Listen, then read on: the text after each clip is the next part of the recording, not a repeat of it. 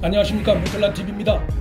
대법원 전원합의체가 30일 2심에서 유죄 선고를 받은 김기춘, 조윤선 등이 연루된 특정 문화예술계 인사를 지원해서 배제한 이른바 문화계 블랙리스트 사건 혐의에 대해 직권남용죄에 해당한다고 거듭 판단했습니다.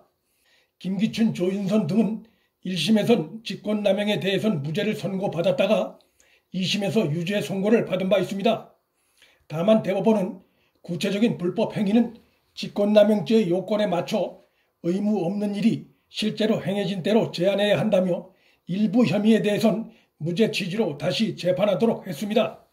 하지만 대법원의 이날 판결 취지는 전체적으로 직권남용죄의 엄중함을 다시 한번 확인한 것이고, 상급자가 하급자에게 법적으로 의무 없는 일을 하게 해야 직권남용에 해당한다는 구체적인 내용 판단의 필요성을 추구한 취지로 볼 수 있습니다. 대법원의 이날 판단 내용이 주목을 끈 이유는 조국, 양승태 전 대법원장 등도 직권남용 혐의로 재판에 계류 중에 있기 때문입니다. 대법원의 이날 판단은 특히 직권남용 혐의로 재판을 앞두고 있는 조국에게 결정적으로 불리하게 작용할 가능성이 있습니다.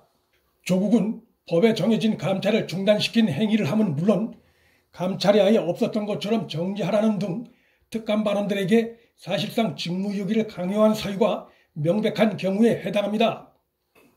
자유한국당 김도욱, 곽상도 의원실이 법무부로부터 제출받은 조국 공소장에 따르면 조국은 2017년 12월 유재수에 대해 감찰을 중단하라고 지시하고, 특히 박경철 전 비서관에게 감찰이 없었던 것처럼 정리하라는 취지로 지시했고, 박경철 전 비서관은 부하 직원들에게 이 같은 취지의 지시를 전달한 사실이 드러났습니다.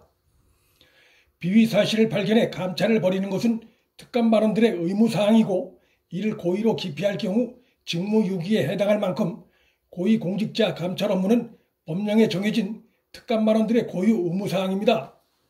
따라서 조국이 특감 반원들에게 혐의가 상당 부분 드러난 고위공직자 감찰을 합당한 이유 없이 중단하도록 지시하고, 더 나아가 감찰에 아예 없었던 것처럼 흔적을 폐기하라고 지시한 것 등은 법령과도 어긋나고 특감 반원들에게 직무유기를 강요하는 명백한 직권남용 행위에 해당한다고 할 수 있습니다.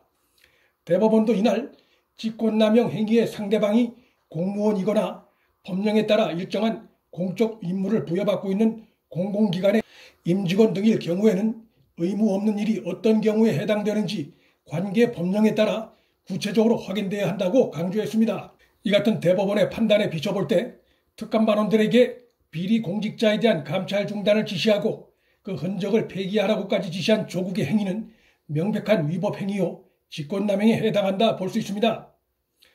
한편 일부 언론이 이날 대법원이 김기춘, 조윤선의 직권남용죄에 대해 전부 무죄 취지 파기환송을 한 것으로 오인하고 있으나, 대법원이 일부 무죄 취지 판단을 한 부분은 청와대가 문화체육관광부를 거쳐 한국문화예술위원회 등과 필요한 명단이나 사업 진행 상황을 보고받은 부분은 하급기관의 평소 업무와 배치되지 않기 때문에 직권남용으로 볼 수 없다는 판단과, 또한 조윤선 전 수석의 퇴임 후에 이루어진 범행에 대해서까지 공범으로 본 부분도 직권남용의 무리한 적용이란 판단이었습니다.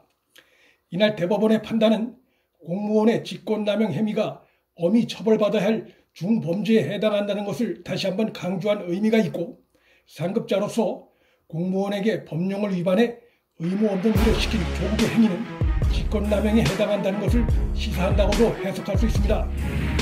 이날 대법원 판단은 정무적 판단 운운하며 직권남용 책임에서 벗어나려는 조국에게 결정적으로 유리하게 작용할 것으로 전망됩니다.